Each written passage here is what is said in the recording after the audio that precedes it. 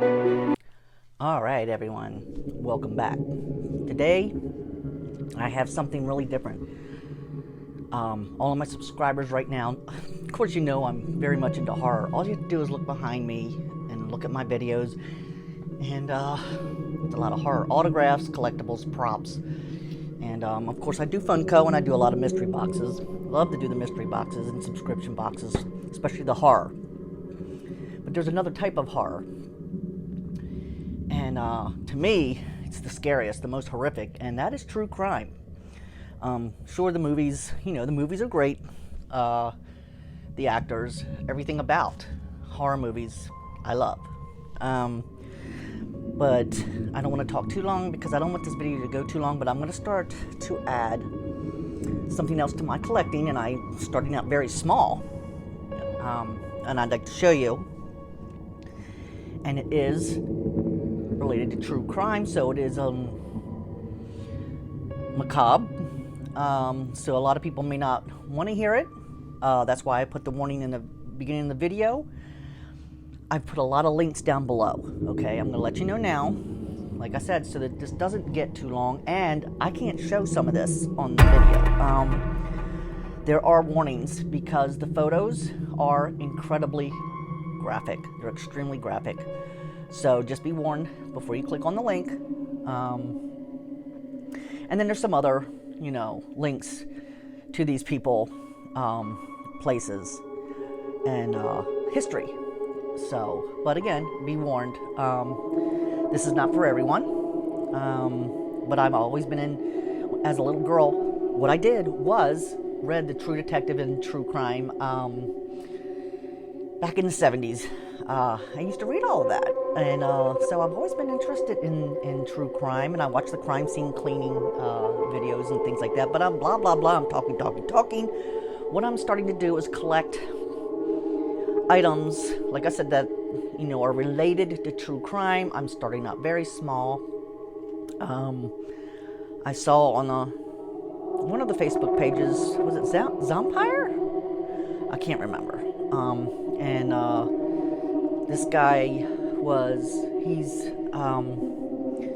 going to stop for a little while his business that he has, collecting a little bit of the macabre, the things from the true crime, and he even has stuff on history and other things like that. And I'm going to put his, I hope I got his name right if I say James Turner, and I'm going to put it right here. But below is his name and his Facebook page. He still has a lot of stuff available for sale. And stick around to the end of the video, and I'm going to put a few pictures at the end of this video of some of the things that he still has for sale. Go to his Facebook page, send him a private message. You can tell him I sent you.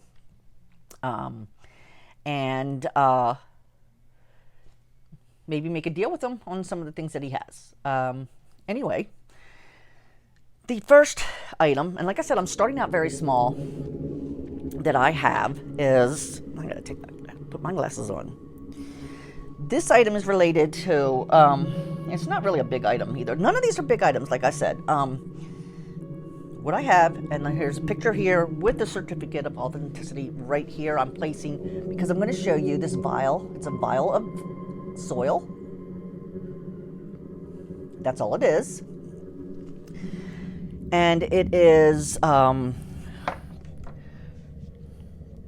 yeah, okay. I thought I had the wrong thing here. It's from the property of the Lizzie Borden house. Everybody recognizes Lizzie Borden. She was born in 1860, and of course, everybody knows the little nursery rhyme, Lizzie Borden took an axe, blah, blah, blah, blah, blah. She was accused of killing her stepmother and stepfather by hacking them to death with an axe. She was tried and she was acquitted. And even though she was ostracized by almost everyone in her town, she stayed in, I believe it's Fall Rivers, for the rest of her life until she died at the age of 66 of pneumonia. That case was never solved. They never ever did find who hacked up Lizzie Borden's stepmother and father. Also below you'll see you can go and stay in the Lizzie Borden house. It is now a bed and breakfast, or it's been a bed and breakfast. But yeah, you can stay there, and I think they also have just tours and ghost tours of this place. But the soil that I do have is from the Lizzie Borden house. So I thought that was pretty cool because everybody knows who Lizzie Borden is. Did she do it? Personally, after reading as much as I have, I don't think she did. But the only people that know are the victims and the murderer. Now, number two, what I have, it's another vial of soil.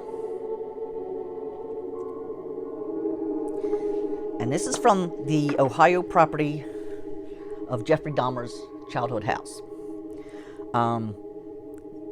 This is where I believe, this soil is from where I believe is where he committed his first murder after picking up a hitchhiker.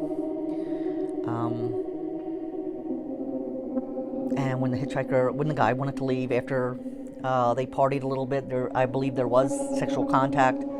Then he wanted to leave, and Jeffrey did not want him to leave, and he ended up killing him.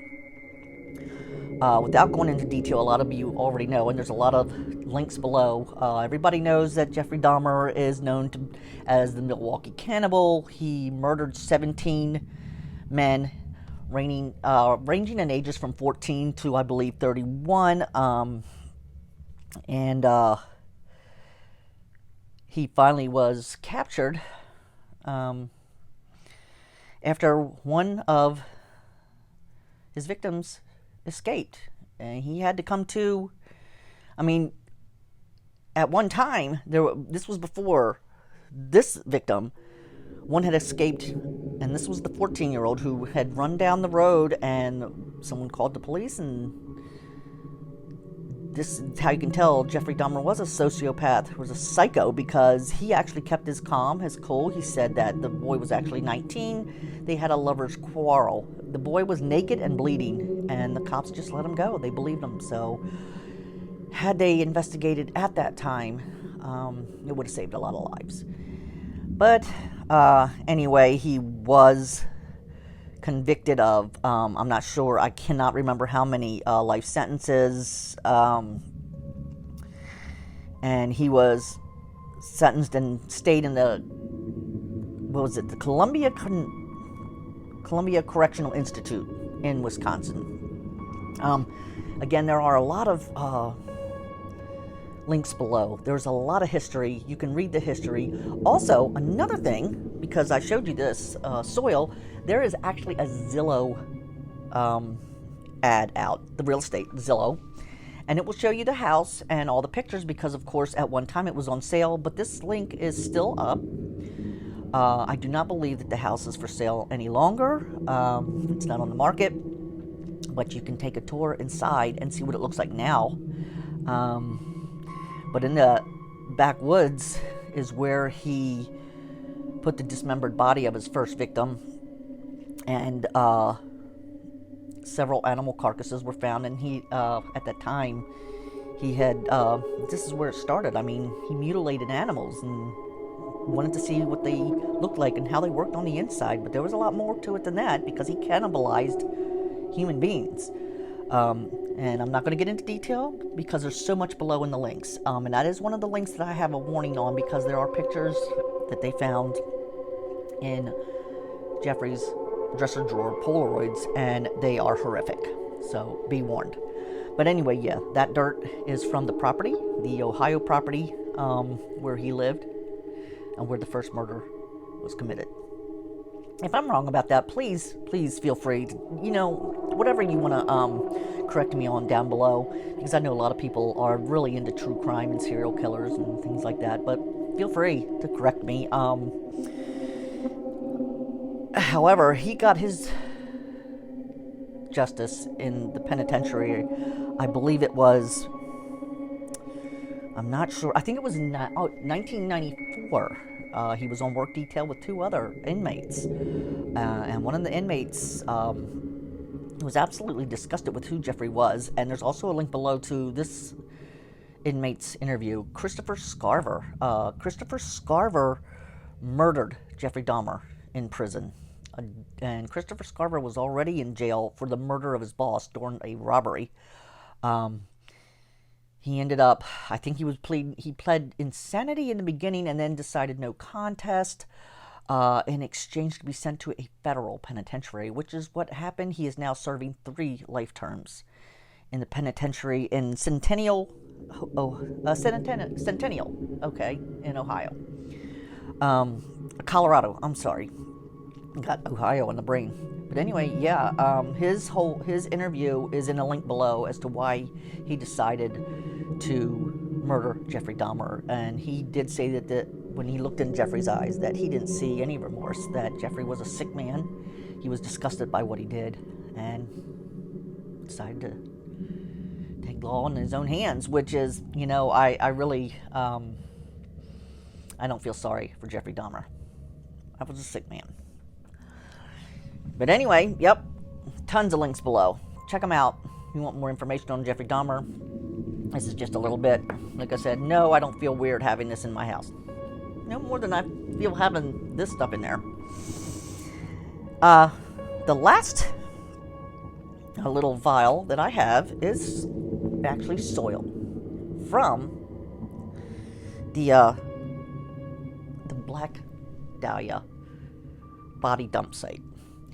And the body dump site is now a residential neighborhood. It is somebody's yard. Can you imagine finding out your house was sitting where Elizabeth Short, also known as the Black Dahlia, was found? There are more links below for that too, and also there's some very graphic images because she was mutilated. They don't have any this crime was never solved, but they did have a main suspect who was George Hodel. But this case, to this day, according to the FBI, remains unsolved. Now, you can see an interview with Steve Hodel, who is George Hodel's son, who said he knows for a fact that his father did murder Elizabeth Short. And George Hodel was also a doctor, and there are his reasons. Steve Hodel has also written a book that is located on Amazon. I've seen it on Amazon, but if you want to hear or read his reasons, link below. This history of the Black Dahlia, and they got the name the Black Dahlia because apparently there was a crime movie out that they got the name from. The movie was called The Blue Dahlia. She was just a young, beautiful woman, 22 years old. When she died, she went to LA, of course, with big dreams, like a lot of women did at that time, to become an actress. But at the time, she was a waitress. And she did, of course, there's going to be a lot of false information out about her being a party girl, but she did go out a lot. She was in LA, she was a broke woman. When I say broke, I mean she had no money. So in those days, I guess going out and you could get hooked up with a guy and have fun that night and get dinner paid for or some drinks or something like that. And it doesn't always mean that you had to lay on your back. Maybe she did, but I wouldn't know. But the reason they, for certain, that they knew it had to be a doctor or somebody that had murdered her, and George Hodel, of course, was a doctor, and there was, I think, 4 or 5 other doctors as suspects, is because her body was bisected. So when a person came upon her, they thought it was actually a mannequin because she was in 2 pieces, and her hands were raised over her head and around in almost like a circle motion, and she was laid spread eagle. So that was very humiliating because, of course, her body was nude. But